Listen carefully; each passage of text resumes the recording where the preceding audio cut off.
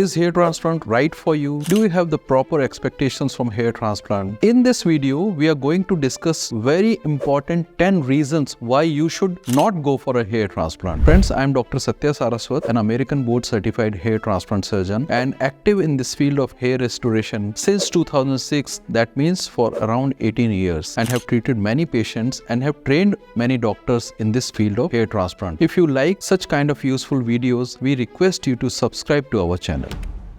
So coming to the first reason when you should not do a hair transplant, that is if you are too young. It is a consensus that you should not undergo a hair transplant before you are 21 years old, especially if you are suffering from a male pattern baldness. The reason being, we do not know where the hair loss is going to end. Although at this age, the boys are very concerned about their hair loss. They feel that, they are becoming bald at a very young age. But still, we have to be patient. We have to start with the medical treatment, and we have to keep on taking the medical treatment, because we do not know to what degree your hair loss is going to extend up to. And if you use the precious grafts from your safe donor area in lowering your hairline at a very early age, your remaining hairs you can lose later on, and there may be a paucity or lack of grafts to address those areas. Reason number 2 why you should not get a hair transplant is if you keep your hairs very short. The reason being, first thing, if you keep it short, your donor site is going to show the signs of graft extraction, whether it's by FUE, the area looks thinned out, and if it is a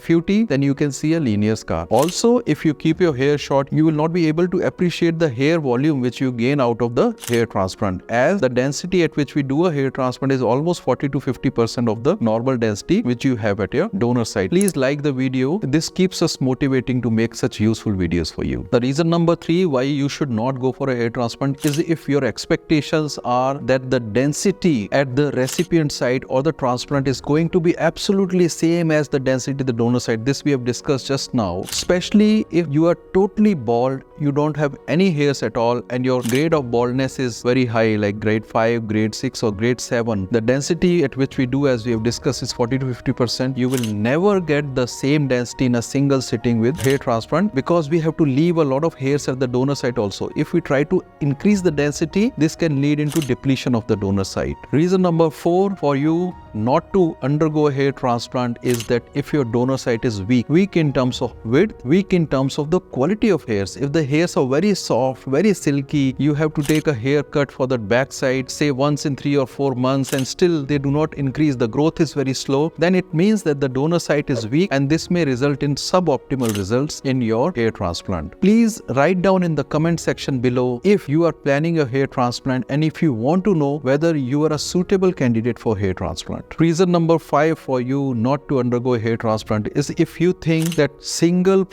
one procedure is going to solve all your hair loss problems forever. This is not true. You may need another touch-up, another sitting to increase the density, another sitting to address a different area which was not touched in the first sitting. So if you expect that a single sitting is going to solve all your problems, friends, this is not the right approach, and hair transplant may not be suitable for you. Reason number 6 for you not to undergo a hair transplant is if you do not want to take the medicines, especially if you have a thinning and you are not totally bald. Our aim is to preserve your existing hairs as well as to replenish or to add density to the areas where you lost the hairs. If you do not want to take medicines like finasteride or minoxidil, then your hair loss is going to persist, your hair loss is going to expand. Even it has been shown that the transplanted hairs may thin out if you are not taking your medicines like minoxidil and finasteride. So it is very important, and this point you have to discuss with your treating doctor before undergoing a hair transplant. The need of medicines, the duration of medicine, what's going to be the plan to prevent further hair loss, what is the success rate of this medical treatment. If you are planning a hair transplant and you want our expert advice, we request you to call us on the numbers given below or to WhatsApp us your details, and we will try to reach out to you. Reason number 7 is if you want to do a very low hairline. If you keep your hairline low, then we are using a lot of grafts to lowering your hairline, and if your hair loss persists in the future, we may have lesser number of grafts to address those areas, and the age is always increasing. Suppose you are 28, 30 years right now. At the age of 40, 45, a low hairline looks very, very unnatural. So this is a point you have to discuss with your treating doctor. Reason number 8 is if you want to cover full area in a single single sitting. Almost similar to what we have discussed, but